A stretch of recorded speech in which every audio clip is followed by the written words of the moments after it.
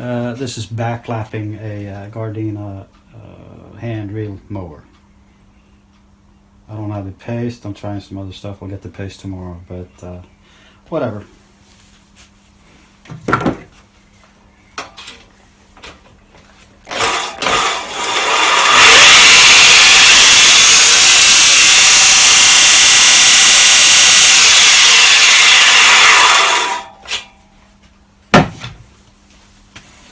Well, you know, RPM makes horse power. This is pretty interesting.